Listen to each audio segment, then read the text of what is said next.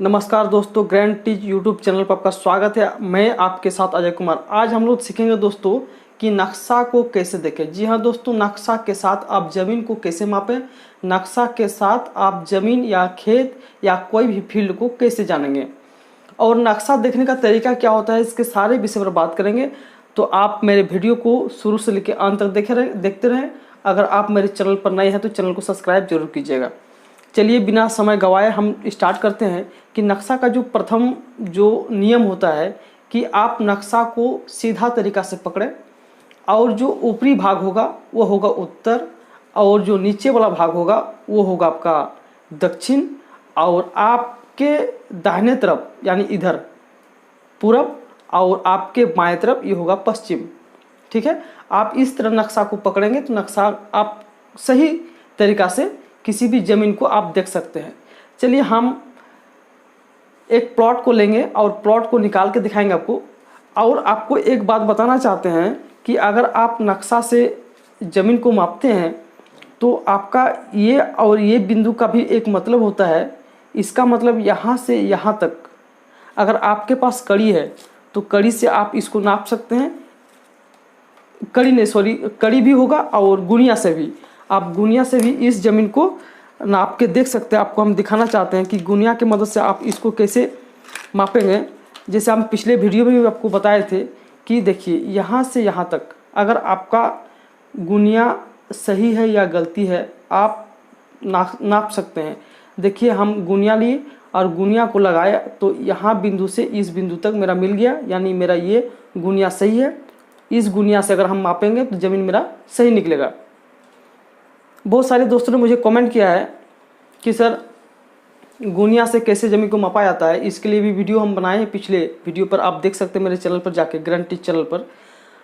और आपको हम बताना चाहते हैं कि ज़मीन जो है ये ज़मीन का नक्शा है, यानी इसी प्रकार का ज़मीन हम प्लॉट पर देखेंगे।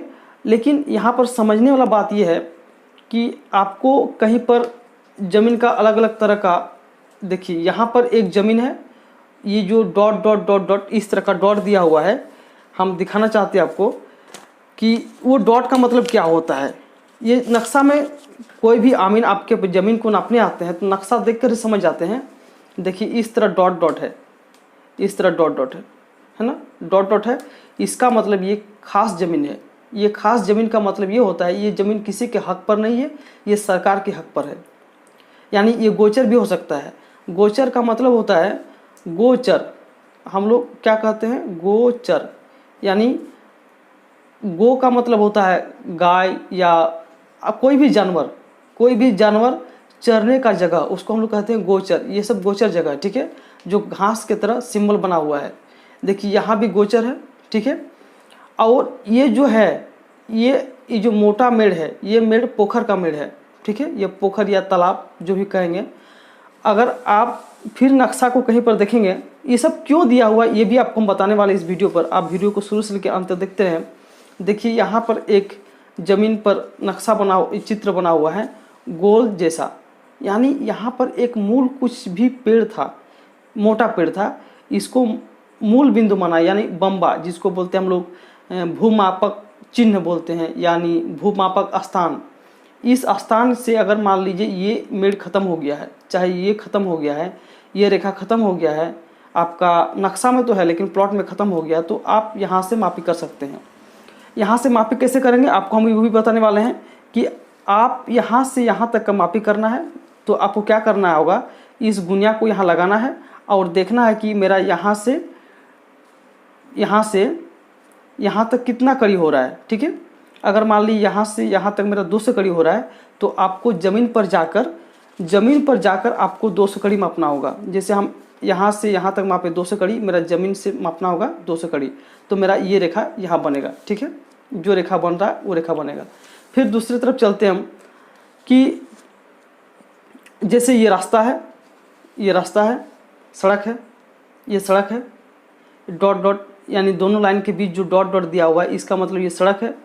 फिर ये दोनों लाइन के जो बीच डॉट डॉट दिया हुआ है ये सड़क है। आपको फिर हम बताना चाहते हैं, देखिए ये जो ज़मीन है, आपको फिर हम दिखा रहे हैं ज़मीन, ऐसा ज़मीन दिखा रहे हैं जो दूसरा किस्म का हो, देखिए ये वाला जो ज़मीन है, यानी ये तालाब है, चाहे तालाब अगर नहीं होगा तो मोटा बड़ा खेत है, बड़ा खेत का ये मोटा आड़ है, तो ये इस तरह का रहेगा। ठीक है, ये ज़मीन आड़ है, जिसको हम आड़ बोलते हैं, चाहे मेड़ बोलते हैं।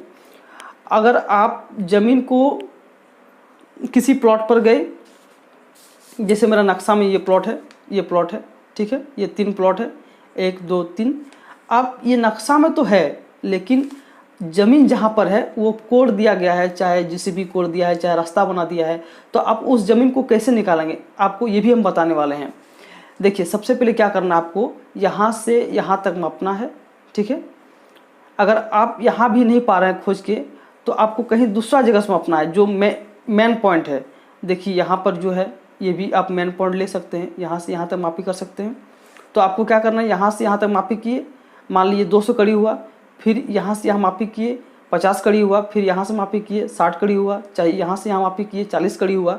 तो इस तरह से आपको मिला के आना है, फिर आपको यहाँ इस बिंदु से लेकर फिर मिला के आना है। ठीक है, तो आपका ये जो खेत है, ये खेत ज़मीन पर निकल जाएगा, है ना, प्लॉट निकल जाएगा, जो प्लॉट है।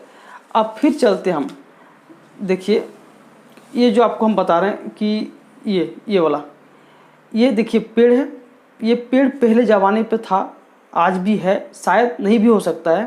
तो ये इस पेड़ को मूल बिंदु माना है, और यहीं से नापी का जो चित्र जब बना रहा था, नक्शा जब बना रहा था, तो यहीं से मापी करके वो लोग, जो सर्वे का जो इंजीनियर था, चाहे कोई भी सरकारी आमीन था, तो यहाँ से मापा है वो।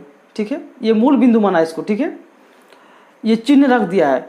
अगर चिन्ह कहीं पर नहीं खोज पाया तो क्या किया है, उस ज़माने पर इस तरह गड्ढा खोदा है, और गड्ढा खोदने के बाद इसमें चूना, उसके बाद शीशा, पत्थर डाल के इसको बंद कर दिया है। तो अगर आप उस जगह पर कोड़ेंगे तो अभी भी वो चिन्ह निकलेगा। इसको भी हम लोग नक्शा का निशान कहते हैं, जिसको हम लोग बम्बा भी बोलते हैं। ठीक है, तो इस तरह ज़मीन से आप नक्शा को देखकर आसान तरीक़ा से माप सकते हैं। लेकिन आपको एक ध्यान रखना है, जो ऊपर होगा वो होगा आपका उत्तर तरफ, जो आपके नीचे तरफ यानी आपके तरफ होगा वो होगा दक्षिण, और आपके नक्शा के दाहिने तरफ पूरब, और नक्शा के बाएं तरफ पश्चिम। ये बात आपको बिल्कुल ध्यान रखना है, और आप ज़मीन को आसान तरीक़ा से निकाल सकते हैं नक्शा की मदद से। चलिए दोस्तों, आज के वीडियो पर इतना ही। तब तक के लिए धन्यवाद। जय हिंद।